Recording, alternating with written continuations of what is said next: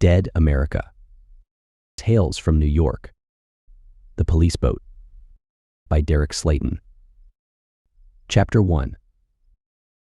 Day 0, 12:53 a.m., west side of Brooklyn.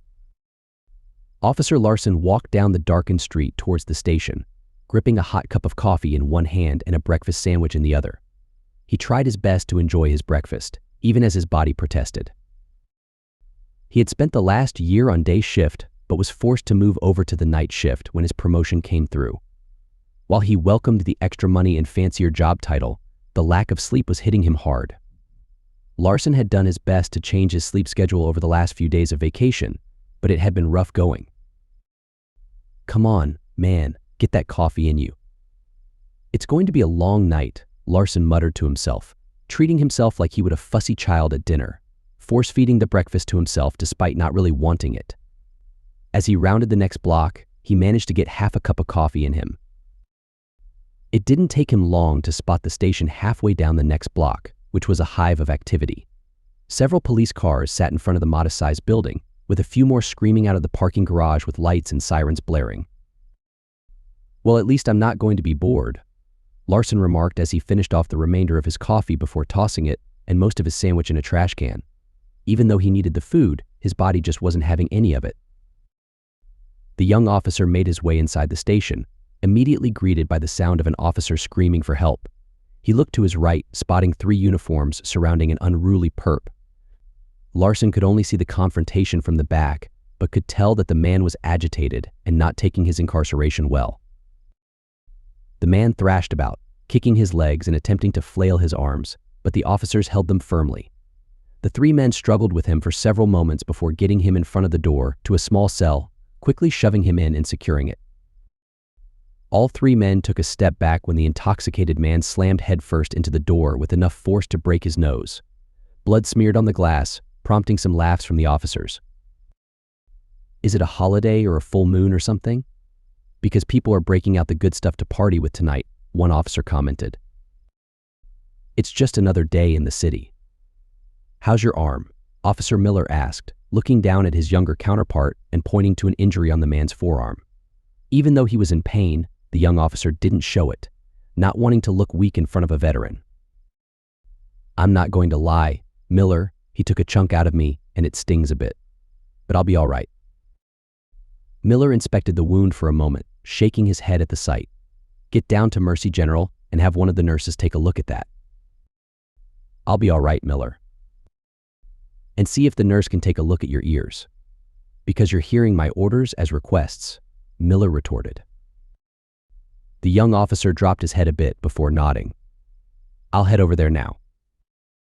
The injured officer looked past Miller, spotting Larson standing in the front entrance. Despite being hurt, the young man let out a chuckle, nodding his head toward the newcomer. "I think your new partner's here, Miller." The older officer turned around, spotting Larson, who responded with a slight hand wave. Miller let out a deep sigh, shaking his head at the sight. "Do you think the captain would get pissed at me if I stuck my arm in the drunk tank there and let our guest take a bite out of me? Because I'd much rather go spend some quality time with a nurse than show a newbie the ropes." "The captain's already pissed off because half the unit has called out sick, so I think you're stuck with him," the younger officer replied. "Yeah, fine, let's get it over with then," Miller said, playfully smacking the injured officer on the back as he walked toward Larson. The young newcomer had a smile on his face that faded with each commanding step the older officer took. By the time Miller reached him, Larson was stone-faced. "Are you the newbie?" Miller asked. "Yes, sir. I'm Larson." "Drop the sir stuff." "The name's Miller," the older officer said. Before Larson could speak up, another officer called out for help at the door. The 2 men turned and saw an agitated perp acting like the one currently contained in the drunk tank. Within seconds, 3 other officers rushed to his aid, helping to control the situation. "You came over from day shift, right?" Miller asked. "Yeah, I did," Larson replied. "Well, Larson, welcome to the shit show. Whoever said the freaks come out at night was clearly talking about our fair city, so if you think you're going to have an easy time, you better think again." "I have no expectations on how this will go," Larson said. Well, that's good to know, because you have to be prepared for anything on night shift, Miller said. A loud whistle pierced through the air, confusing Larson, but causing the older officer to let out a defeated sigh. He knew exactly who made the sound and knew that it would most likely not end well for him. Miller, is that your newbie? The captain called out. Yes, Captain. We were just heading out, Miller replied. I need you down at the docks right away, the captain ordered. Jesus, Captain, you're sending me out on the water with a newbie? What can I say, Miller? They're short-staffed.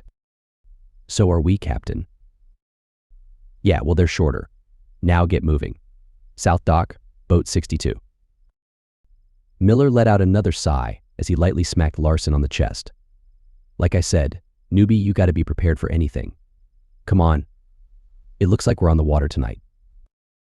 Larson was confused but followed the older officer out the door and to a nearby car. Both men hopped in and began driving the 10 blocks to the waterfront. So what are we supposed to do on the water? I thought that was a specialized division. Larson asked. It is, and I'd have to guess that we're just backing up other units when they encounter something. But I spent a year with them, and it's not all that difficult, Miller replied. So what are we supposed to be doing out there? The biggest function is to scan incoming ships for contraband, drugs, weapons, and stuff like that. Of course, at this time of night, it will most likely be stopping dumbass rich kids from partying too hard. That doesn't sound too bad, Larson said. You say that, but I can't tell you how difficult it is to not smack the shit out of a back-talking rich kid, Miller retorted. Well, it would be a shame if they drunkenly fell overboard, Larson said, earning a side-eye from his new partner before Miller let out a laugh. You know, we just might get along, Miller said as he made the turn toward the docks, finding a spot right beside the walkway directly onto them. Both officers emerged from the car, their attention drawn to screams coming from the far end of the wooden walkway. What the hell is that? Larson asked. Both men stared into the darkness, spotting a couple struggling to fend off an attack from 3 assailants. Come on, newbie, Miller ordered. Both men took off running, bounding across the walkway onto the dock before rushing toward the confrontation. The younger Larson outpaced his counterpart, getting a couple of steps ahead as he closed the distance to the ongoing assault. Everybody stand down, now, Larson shouted. The young couple looked terrified as they struggled to hold off the 3 people attacking them. The woman tumbled backward, landing hard on the dock as the person collapsed on top of her. The man did his best to fend off 2 people at once, shoving one of them back into the other. The counterattack was successful in causing the man at the rear to stumble backward, losing his balance and falling several feet into the icy water below. Larson rushed toward the young woman, who continued to scream for help as the man on top of her thrashed about violently. The young officer didn't slow down as he approached, grabbing the attacker by the back of the shirt and yanking him up as he passed by. Larson carried enough momentum that he was able to pull the attacker up but throw him toward the nearby edge of the dock. The man was violent but clumsy, stumbling forward before tumbling into the water below. Please help me, the man called out. Miller came up behind the attacker, extending his retractable metal baton and swinging it hard across his body. The weapon caught the man on the side of the arm, causing an audible crack to fill the air, but it did nothing to deter him from attacking the young man. Help me get him into the water, the man directed. Miller followed the young man's directions, thinking that whoever this crazy person was, a cold bath would do him some good. The older officer grabbed the attacker by the back of the shirt, giving the victim a nod before the 2 of them shoved the man off the dock. Both men stood on the dock, looking down, expecting to see 2 men treading water, but they saw nothing. Are you good, newbie? Miller asked. Yeah, I'm good, Miller. Are you good? Larson replied. Miller didn't respond for a few seconds, his attention fully on the water below. Where are they at? Miller asked. I don't know, and frankly, they can drown for all I care. Those assholes were crazy, man. One of them took a bite out of my arm, the man exclaimed, holding up his wounded arm, and was quickly consoled by his girlfriend. Can you call us an ambulance? The woman asked. Miller nodded as he clicked on the communicator affixed to his shirt. Dispatch, this is boat 62. Do you copy? We read you 62. I need you to proceed to just south of Liberty Island. It's going to have to wait, dispatch. We're still on dry land and had an incident on the dock. 2 civilians, 1 injured. 3 assailants taking a late-night swim but haven't resurfaced. Understood, 62. But I'm going to need you to proceed to south of Liberty Island immediately. You want me to leave a crime scene, dispatch? Miller asked. I have a unit and a bus heading to the docks right now. But there is a distress call that takes priority, so I need you to move, now. Miller let out a sigh, nodding his head defeatedly before responding. Copy that, dispatch. We're on the move. Miller motioned with his head to Larson to get him to move toward the boat. The young couple looked at them incredulously. You're just leaving us here? The woman asked. Just stay right here and you'll be all right. Help is on the way and shouldn't be long, Miller replied. The woman began to lay into them, however. Her boyfriend put his hand on her shoulder, getting her to calm down. Thanks, officers. Be careful out there, the man said. Miller nodded to the couple before joining Larson and marching down the docks toward their boat. Miller, why in God's name are we leaving? Larson asked. Because a bunch of rich people on a yacht needing help takes precedent over a simple assault against regular folks. Come on, let's get this over with. Chapter 2. Miller hit the throttle on the police boat, propelling the vessel into the darkened water ahead. Larson stood beside him in the small cabin, not wanting to be outside in the cold. So is night shift always this crazy? I think I've seen more violent perps in the last hour than I've seen in the last 6 months, Larson said. Miller didn't respond, going deep into thought as he navigated the choppy water of the bay. Miller, is this normal? Larson asked. I don't think so, newbie. There's just some things that aren't adding up, Miller replied. Like the biting? Larson pressed. That's for starters. If you work long enough on night shift, you're going to have some drug addict try and take a bite out of you, but not like that. Both of those wounds were something else. It was like a wild animal got a hold of them, not a person, Miller said. All 3 of those people seemed to sink like a rock, too. I've been to enough drunken pool parties to know that even drunks know how to keep their heads above water. Even if it's just so that they can pour more beer down their throats, Larson observed. It's getting later in the year, so the cold water might have had some effect on them, Miller said. That quickly and to all 3 of them, though? Larson asked. Miller contemplated for a moment before reluctantly nodding in agreement. Yeah, you're right. At least one of them should have been treading water. So what does it all mean? Larson asked. You got me, newbie. All I know is something isn't right, Miller replied. Miller trailed off as he spotted the derelict yacht on the horizon, a few hundred yards offshore of Liberty Island. While the older officer was focused on their task, the younger Larson allowed himself a moment to poke his head out the window and look up at the Statue of Liberty. The spotlights cast beams of light upon it, illuminating it for all to see. Larson stared at it for several moments before pulling his head back into the control room. Hard to believe I've lived here for more than 2 decades and haven't made the trip out here before, Larson said. Good for you, newbie.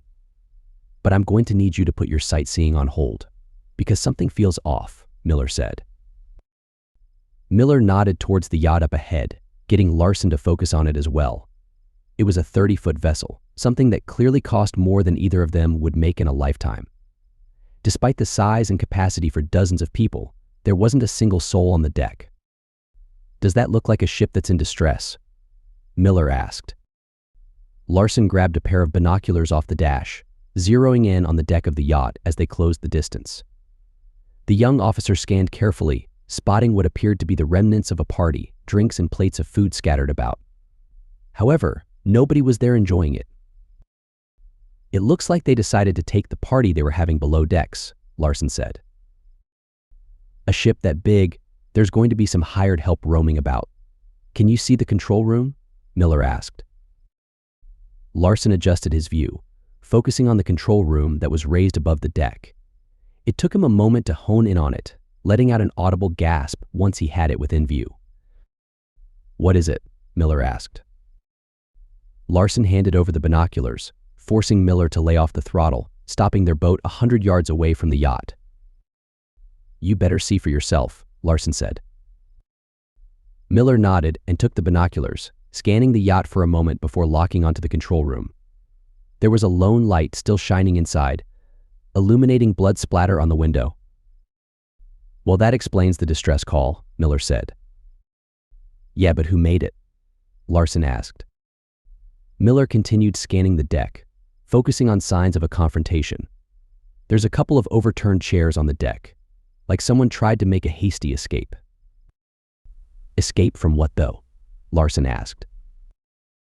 "Well, with the way tonight is going, I'm going to assume it's one of our drug-induced biters," Miller said. "So are we calling it in?" Larson asked. "And miss out on a chance to liberate a bottle of the good stuff from the clutches of the 1%? I don't think so.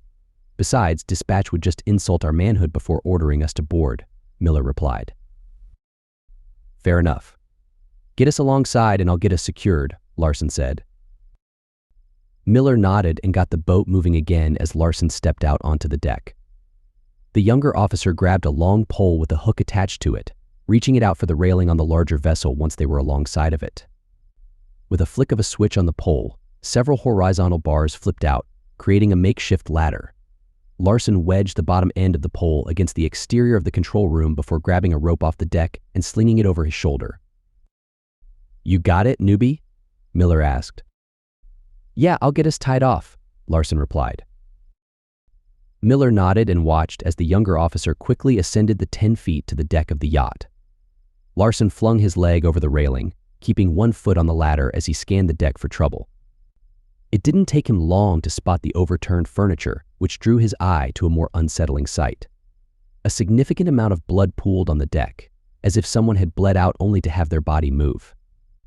Larson stared at it for several moments, frozen in fear, snapping out of it only after Miller let out a whistle from below. "Are you good, Larson?" Miller called out. The young officer snapped out of it, quickly wrapping the tow rope around the railing before putting his other foot onto the deck. He drew his handgun, keeping it at the ready before motioning for his partner to climb up. Several tense moments passed as Larson could hear sounds coming from below deck. However, he couldn't make heads or tails of them. One moment it sounded like pounding, and the next like muffled screams. Regardless of what it was, it terrified the young man. Larson flinched as Miller flung his leg over the railing, his boot heavy on the deck. "Jesus, newbie, you don't have to be so jumpy," Miller said, chuckling before noticing that Larson had his gun in his hand. All of the joviality drained from his voice as he drew his own weapon. Or, on the other hand, "What has you spooked, Larson?" "Look to the right of the overturned furniture," Larson said. Miller turned his attention towards the deck as Larson stared at the stairwell leading to the lower decks. It didn't take long for him to spot the massive amount of blood pooling just a few yards from them. "Okay, normally we would call out to see if someone needed help, but I'm thinking that would be a bad idea in this situation. So here's what we're going to do. You're going to go up to the control room and see if anybody is inside. I'm going to start clearing the lower decks," Miller said. "Really? What part of this situation screams splitting up to you?" Larson asked. "You have a gun, newbie. Chances are they don't, so don't freak out and you'll be all right," Miller replied. Larson reluctantly nodded before walking cautiously towards the back part of the deck, circling around to the stairs that led up to the control room. He gave his older partner a nod as Miller took the stairs to the lower floors. Larson kept his footsteps light, not wanting to alert any potential threats that he was on board. He came around the center portion of the boat, clearing the back half quickly as it was devoid of life. Larson let out a sigh of relief as he approached the steps, walking up them at a deliberate pace. While his attention was focused up towards the closed door at the top of the stairs, he glanced down briefly, spotting a trail of blood on the stairs and railing. "That can't be good," Larson muttered.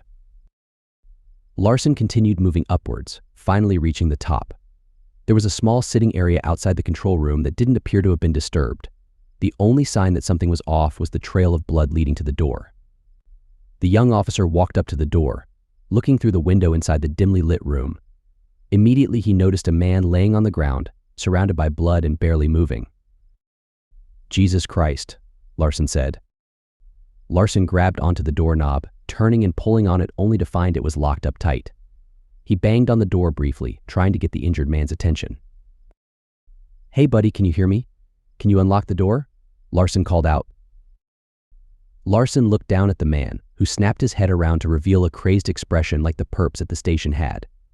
In a flash, the zombified man bounced to its feet and rushed towards the door, slamming face first into it. The impact sprayed blood onto the glass, causing Larson to take a step back. While he retreated, the young officer kept his handgun aimed directly at the creature. Larson stared at the creature for several moments in disbelief. The other crazed people he had encountered tonight appeared to have been on some sort of drug. This creature was acting the same, but had apparently had a run-in with a biter at some point. "That's not possible. How are you standing?" Larson asked. Larson stepped in slightly for a closer look, shaking his head as he stared at a massive neck wound on the man. His entire shirt was colored red from the blood that had poured from what was left of his Adam's apple. The young officer stepped back as the creature trapped inside the control room continued to slam its arms against the door.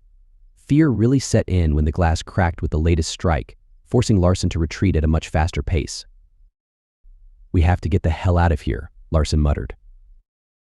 As Larson turned around to move down the stairs, a muffled gunshot from below deck reached his ears. "Miller," Larson shouted. Larson moved with haste down the stairs, stumbling as he reached the bottom, nearly falling but managing to keep his feet. As another gunshot went off, the young officer began yelling out, "Miller, where are you?" Larson called out. Larson ran along the side of the top deck, trying desperately to reach the stairs leading below as yet another gunshot went off. The officer came around the corner, only to stop abruptly at the sight of a young woman standing a few yards away. Larson raised his weapon, keeping his finger on the trigger as he barked out orders. "Put your hands up and don't move," Larson shouted. The young woman didn't obey, turning to reveal several grievous wounds on her face and neck. Like the pilot, she was missing most of her throat, along with her nose and a massive portion of her cheek. Despite the injury, the zombified partygoer let out a horrific moan before sprinting in Larson's direction. "I said stop." Chapter 3. Officer Larson yelled, "I said stop." Larson shouted again as the zombified partygoer continued sprinting toward him. Without another option, the young officer squeezed the trigger. The round hit the girl center mass, ripping through her torso and doing nothing to deter her from her pursuit. Larson let out a scream as he fired again, hitting the creature in the chest once more with the same result. The ghoul got within 2 steps of the officer, forcing him to take a panicked step to the side to avoid being grabbed. The clumsiness of the creature was on full display as she lunged toward Larson, grabbing nothing but air and slamming into the railing on the side of the vessel. Larson acted quickly, getting behind the creature and grabbing it by the back of its hair. He wrapped the long blood-soaked ponytail around his hand before putting his fist into the top of her spine, just below her neck. "Stop resisting. Stop resisting," Larson ordered forcefully. Despite the orders, the zombified woman continued to thrash about, struggling to break free from the officer's grip. Larson stood frozen, using every ounce of strength to control the creature as more gunshots went off below deck. "Damn it, I have to get to Miller," Larson muttered, racking his brain to come up with a solution to his current problem. Before he could, however, another problem joined the party. The noise from the thrashing ghoul drew the attention of another zombie from below deck. The creature emerged from the stairwell, looking around for the source of the commotion before quickly locking onto the officer. "Shit," Larson hissed. The creature let out a moan before rushing toward the panicked officer. With no other options, Larson pressed his handgun against the back of the female zombie's head and pulled the trigger. The bullet blew out the front portion of the creature's head, rendering it lifeless in a split second. Larson began backpedaling as he opened fire on the rampaging ghoul, striking it a couple of times in the chest before adjusting his aim. The next squeeze of the trigger sent a round through the forehead of the zombified man, dropping him to the ground. The ghoul slid on the deck before finally coming to rest at Larson's feet. The young officer stood there, panting, trying to catch his breath as the adrenaline coursed through him. He kept his finger on the trigger, aimed at the creature's head, relieved that he didn't have to put another round into it. Finally, he allowed himself to relax, which was a fleeting sensation as another gunshot popped off below deck. "Miller," Larson whispered. Larson ran to the top of the stairs, aiming his handgun down as he descended to the lower decks. The first hallway appeared as though nothing was out of place. No blood, no signs of struggle, just overpriced carpet and decorations adorning the walls. Larson walked toward the far end, where another set of stairs led to the next floor. As he approached it, he could hear a banging that got louder the closer he got. The young officer stayed at the top of the stairs for several moments, listening intently to the noise below, hoping to make out some sign of life other than the crazed creatures. After several moments of hesitation, he began thinking to himself, "You can't leave Miller down there. Now move, and for the love of God, aim for the head." Larson took a deep breath before descending the stairs to the lower level. Unlike the floor he had just left, this one appeared to have been the staging ground for a war. Blood covered more of the walls and floor than not, joined by several bodies on the ground. At the far end of the corridor stood two zombified, blood-soaked partygoers. Both of them paid Larson no mind while they tried desperately to break down a cabin door. The young officer moved carefully through the carnage, stepping over bodies and doing his best to avoid the blood pooling in the carpet. He got within 10 feet of the creatures before taking aim, them still none the wiser to his presence. With a deep breath to steady himself, Larson fired off the first shot, catching a creature in the side of the head and dropping it to the ground.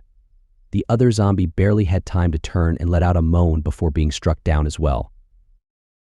Larson stood at the ready, keeping his handgun trained on the stairwell just beyond the fresh corpses. He waited several seconds before lowering his weapon and calling out, "Miller, are you in here?" "Yeah, I'm good, Larson." "Coming out?" Miller replied. Miller opened the cabin door that the creatures had been banging on before stepping out. He paused for a moment, kicking the ghouls on the ground a few times while muttering obscenities under his breath. He reached down to grab his handgun, which was on the ground between them, groaning in pain as he moved. "Jesus, Miller, you're hurt," Larson said, motioning toward a wound on Miller's bicep, which had a white towel pressed against it that was slowly turning red. "Yeah, one of these assholes got me good when I was distracted," Miller admitted. "What the hell happened down here?" Larson asked. "I'm not entirely sure, but I know for damn sure it wasn't good," Miller replied. "Those three at the other end of the hallway rushed me as soon as I got down here. I popped off and luckily caught one in the head, so I nailed the other two." "Yeah, body shots don't do a damn thing. Shot one center mass twice, and it was like I was shooting a pellet gun at them," Larson said. "Yeah, I found that one out the hard way when I got to these stairs. The two you took out got the better of me. Knocked my gun free, but I managed to get into the cabin," Miller explained. "Well, I'm glad you made it out mostly in one piece. But we really need to get the hell out of here," Larson urged. "Did you find anything?" Miller asked. "A couple of coked-out partygoers that I had to put down, and one very angry captain who was missing his throat," Larson answered. Miller thought about it for a moment before looking down at the creatures by the cabin door. He took a knee, moving their heads around and spotting massive wounds on their necks and shoulders. "It's the same thing here.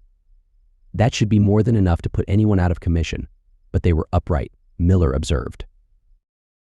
"We should probably call this in," Larson suggested. "We will, but from the boat." "Let's move," Miller said. The two officers moved quickly back to the top deck of the yacht. Their presence agitated the ghoul trapped in the control room, prompting it to smack on the window with ferocity. "Is that your friend?" Miller asked. "Yeah, but I think I have enough friends." "Come on," Larson replied. Larson undid the tow rope before quickly descending into the patrol boat, standing at the bottom of the ladder to help the injured officer on board.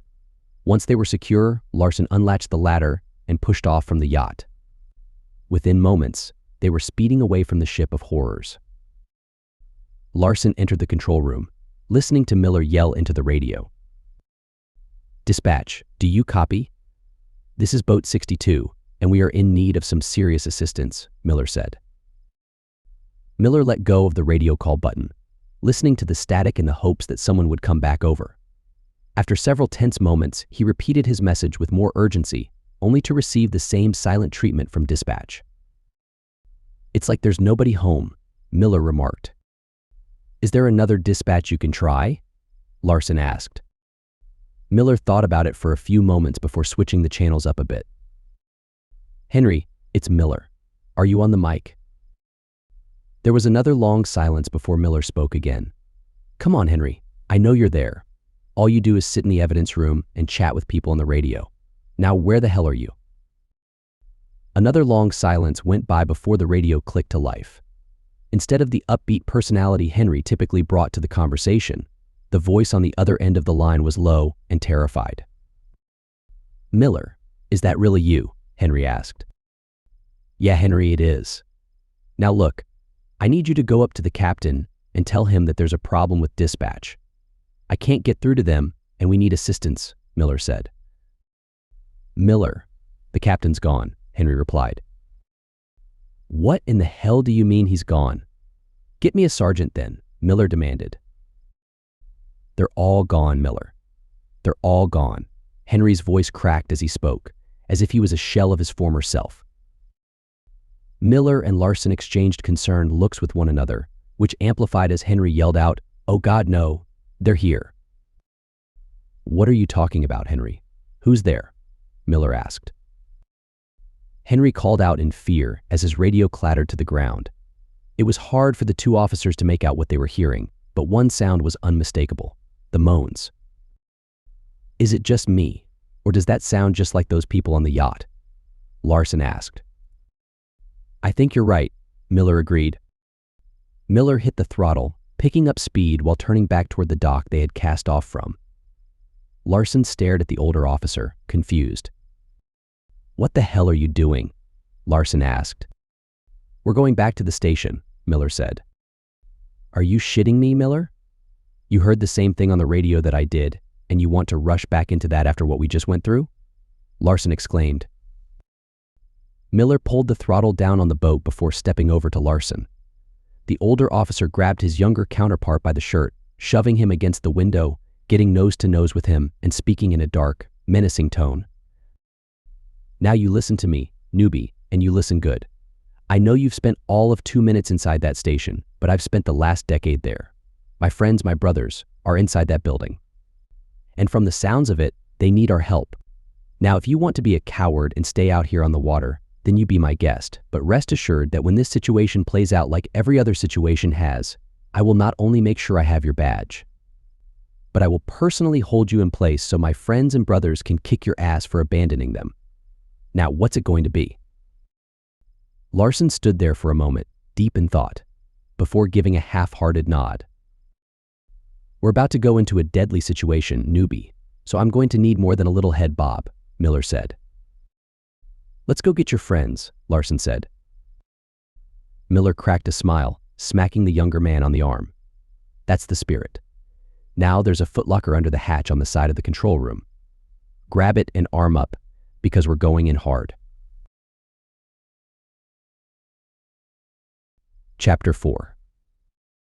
Larson stepped out of the control room, making his way to the side to remove a panel at the bottom of the wall. Inside sat a wooden footlocker, filled with goodies. The young officer dragged the heavy container onto the deck of the police boat, throwing it open, delighted to see the weapons contained within. Now we're talking, Larson said as he grabbed each of them an assault rifle and a few extra magazines worth of ammunition before shutting the lid and sliding the box back inside its housing. The officer slung both weapons over his shoulder before returning to the control room, where Miller was busy navigating them to the docks. We're armed up, Larson announced. Good, because we're almost ashore, Miller replied. Larson nodded as he began inspecting both weapons, making sure they were ready for battle. A few moments later, Miller throttled the boat down, gently pulling into the dock and shutting the engine off. Give me one of those and let's move, Miller said. I got you 2 extra mags, Larson replied. Let's hope that's enough. Come on, Miller said. Miller checked his weapon as he led the duo out onto the deck, stopping at the railing and surveying the docks. He looked down to where they had left the young couple, not seeing them or any emergency personnel. Either the paramedics are working fast tonight. Larson trailed off as Miller finished his thought. Or they never made it in the first place. Keep your head on a swivel and let's get to the car, Miller said. Both officers jumped off the boat, hitting the docks at a brisk pace as they sprinted towards their car. They made it halfway down the wooden planks before they heard footsteps coming from the parking lot. Larson sped up, taking point as he looked over towards the source of the noise, spotting 3 zombies running at them from the darkness. Once he realized they weren't trying to cut them off at the walkway just ahead, the young officer stopped dead in his tracks, extending his arm and grabbing Miller by the shirt. "What the hell are you doing?" Miller asked. "Just trust me," Larson said. Miller looked over at the 3 creatures that were quickly closing the distance. He began to raise his rifle, but kept it lowered once he noticed the small gap between the dock and the shore. The 2 men watched as the trio of ghouls continued running straight for them, stepping off the edge of the parking lot and plummeting to the water below. The first 2 splashed down cleanly, while the third one had just enough momentum to mostly clear the gap, its chest slamming hard into the edge of the dock. The zombie's sternum cracked loudly upon impact, the ghoul reaching out excitedly towards its prey before slowly sinking into the darkened water. Both officers stood there for a moment, staring at the scene in disbelief. "Well, at least they're not that bright." "How did you know?" Miller asked. "I didn't. I just had a hunch," Larson admitted. Miller let out a chuckle as he smacked Larson on the chest playfully before motioning for him to follow. The 2 officers made their way off the docks and over to the car, getting in and peeling out of the parking lot. Miller reached up to flip on the sirens but thought better of it. In normal times, the lights and sound would get people to move out of their way, but tonight it would only serve to bring more of those things towards them. Both men sat silently in the car as Miller sped through the streets towards the station. After several moments, the silence was broken by the screeching of tires as the older officer slammed on the brakes. "Mother of God," Miller muttered. The station sat a block away, and neither man could quite believe their eyes. Several bodies littered the street in front of the building, as if a massive battle had taken place.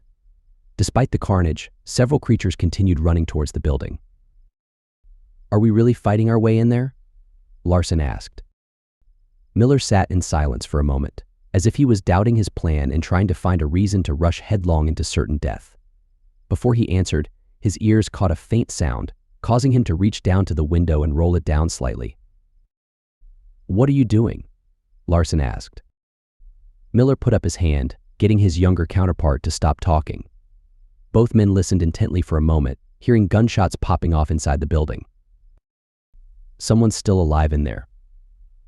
"So we're going to help," Miller said. "How?" "Because the front door doesn't seem like an option," Larson replied.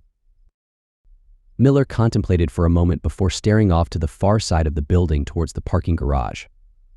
While the front entrance was swarming with zombies, no creature was by the adjoining structure. Parking garage entrance. "Hang on," Miller said. Miller cut the wheel hard to the right, speeding down a side street before making the turn at the next intersection.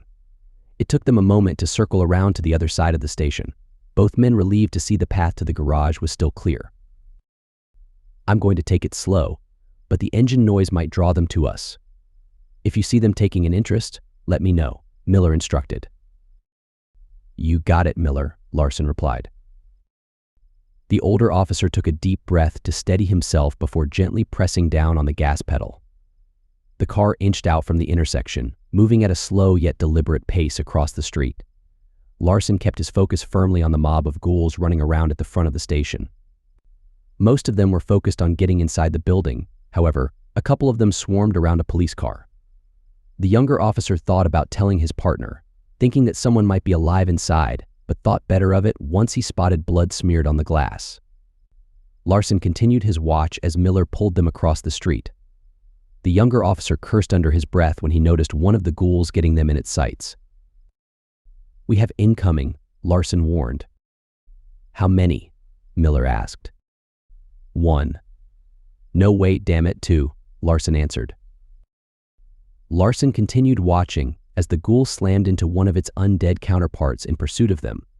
The agitated creature turned and followed the first one, both of them letting out moans, alerting others in the vicinity. "It's the whole squad now, punch it," Larson yelled. Miller slammed the gas pedal down, picking up speed quickly as he navigated through the parking garage. They cut the corners hard, working their way down to the first basement level where the station door was. A couple of bodies lay in the middle of the driveway, motionless. The car bounced around as Miller drove over them, pulling to a stop just a few yards away from the door. "Move, move," Miller shouted. Both men threw open the car doors, leaping from the vehicle with their weapons at the ready.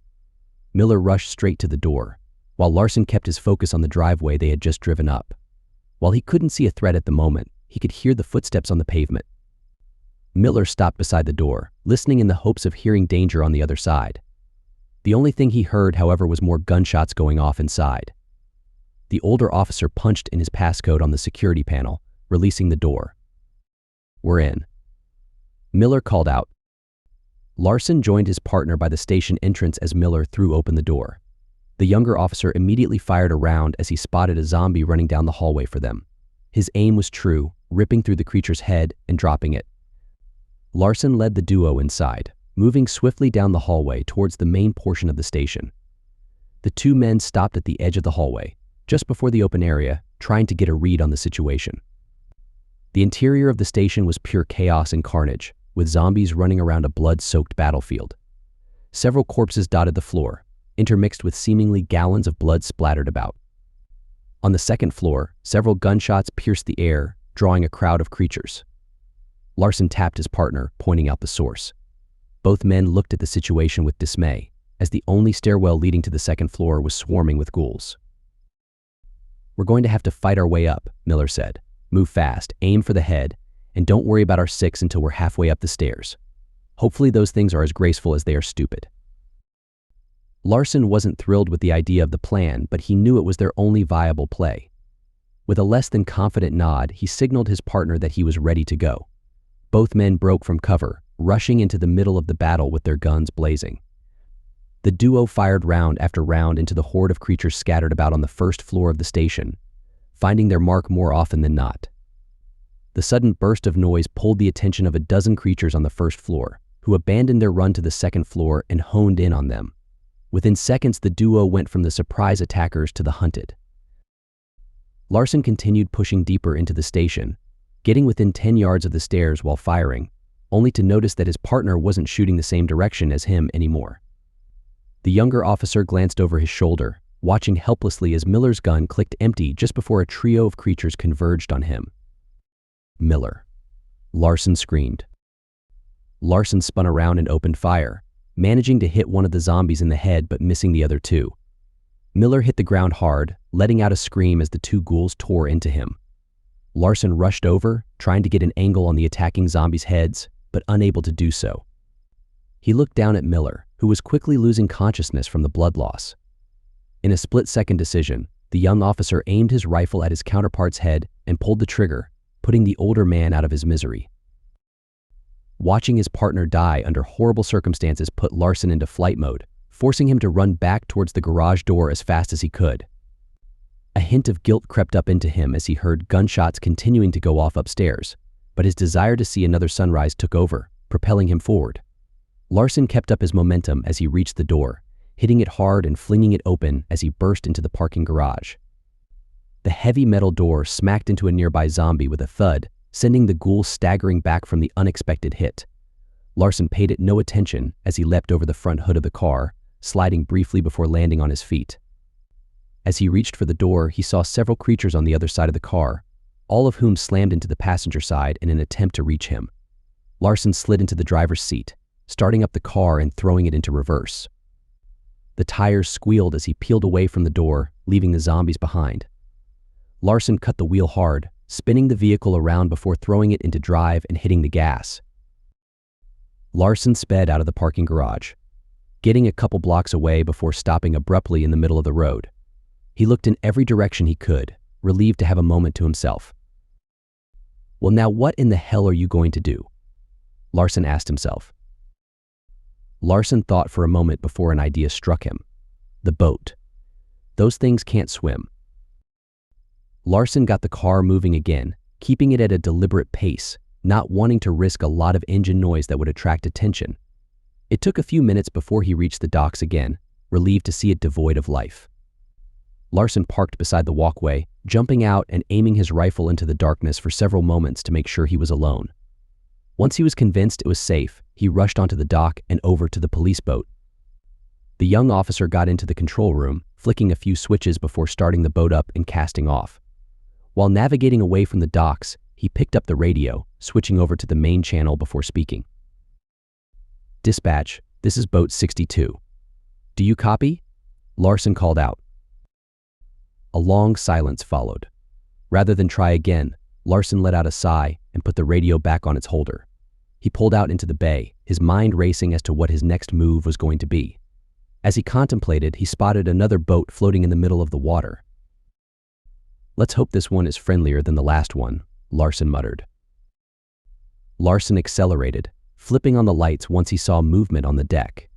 His hope was that if they were one of those things that they would rush out into the water at the sight of flashing lights. A slight smile crept onto his face as the two figures remained stationary. Larson pulled up alongside the other vessel, spotting two young women standing on the deck. He let out a sigh of relief, seeing that they were still human.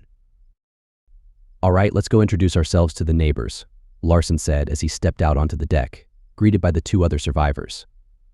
As they talked, one thought lingered in his mind. Now what? The end. The end.